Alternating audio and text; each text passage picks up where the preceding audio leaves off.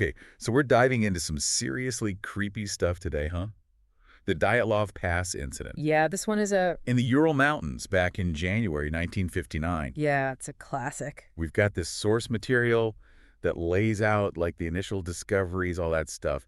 And man, some of the details about how these hikers died are just wild. Oh, yeah. So 9 experienced hikers, they set off from Mount O'Torton, and none of them ever came back. Nope. We're going to try to unpack what this source tells us about this crazy event. It's a real head-scratcher. Really is. Yeah. So to set the scene for our listeners, it's January 1959, and you've got this group of Soviet students led by Igor Dyatlov. Right.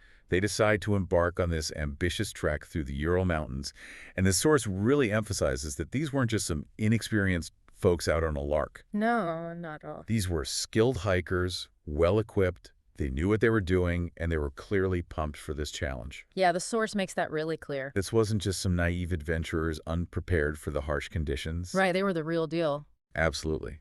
Which is what makes the sudden silence so eerie. It's like the lights just went out. Their journals, they just stop abruptly on February 2nd. Yeah, just a hard stop. And that's got to be a huge red flag, right?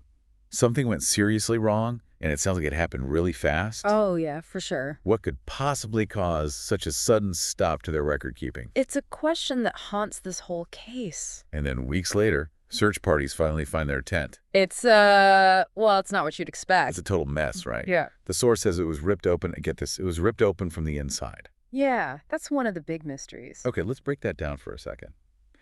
What are the immediate possibilities that come to mind when you hear that the tent was ripped open from the inside? Well, it has to mean they're either facing a threat from inside the tent or something so terrifying outside that they had to get out immediately. Like they couldn't even take the time to use the zipper. Right, exactly. Thank They you. had to rip their way out, which means it was a life or death situation. Absolutely. Yeah. And then you look at what they left behind in that tent. It's strange. We're talking closed boots, their diaries, essential gear. Yeah. You need to survive in those brutal sub-zero temperatures. It doesn't make sense on the surface. To just abandon those things, it suggests a truly desperate situation. You have to wonder what kind of fear would drive experienced hikers to leave their survival gear behind. It's almost like they weren't thinking straight. Right, like something overwhelmed their rational decision-making. And then there are the footprints leading away from the tent into the forest. This is where it gets really weird.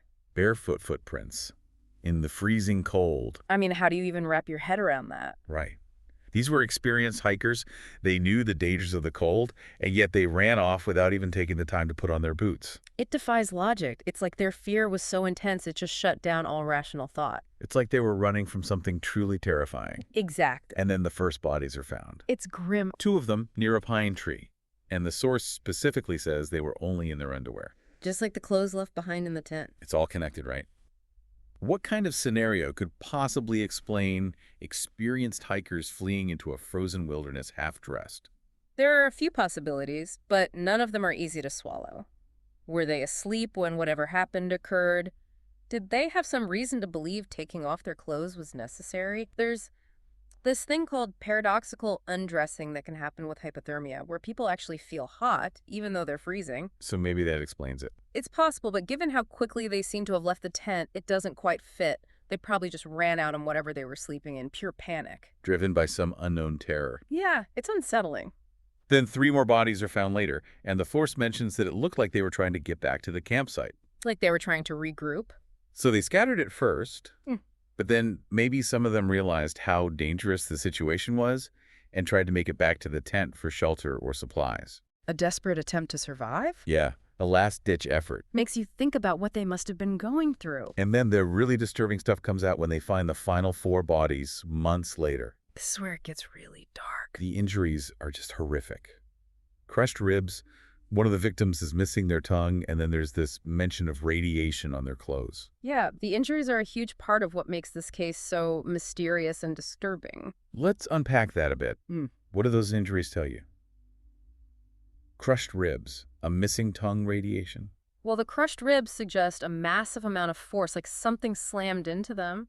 The missing tongue is particularly gruesome and really hard to explain. And the radiation, even if it was low levels, is a total anomaly. What you have here is a collection of evidence that doesn't point in any one clear direction. It's like a puzzle where the pieces don't fit, Exactly. and the source highlights one victim in particular who had fractures that were described as being similar to the impact of a car hitting them. Yeah, that's a crazy detail. But this was a remote location, miles from any roads. No cars, just snow.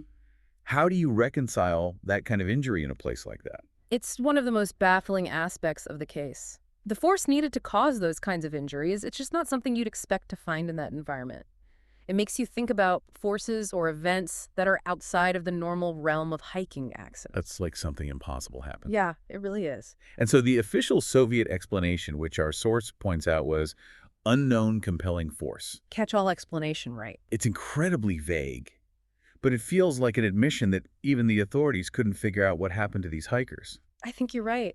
It's like they're saying, we have no idea. which of course leads to a whole bunch of conspiracy theories. Oh yeah, this case is a breeding ground for those. Our source mentions secret Soviet weapons tests, avalanches, aliens, the local Mansi tribe, and their legends of a cursed mountain. It runs the gamut.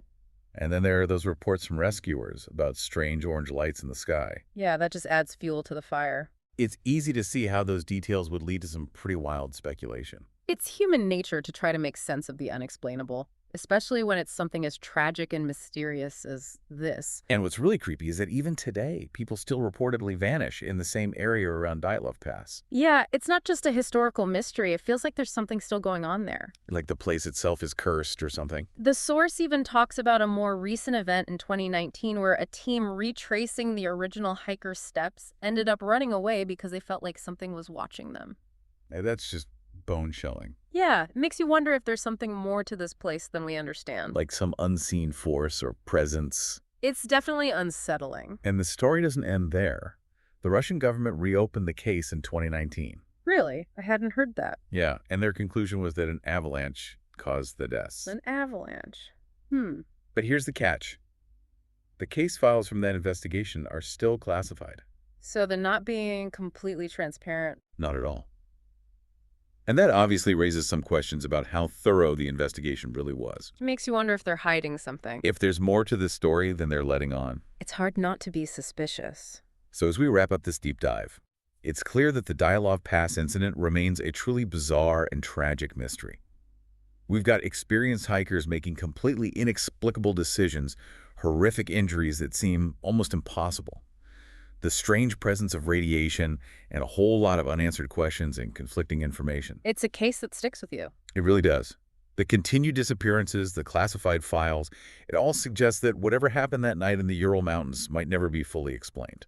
It's a reminder that there are still things in this world that we just don't understand. Absolutely. We've laid out the facts, the theories, the enduring mystery of Dyatlov Pass.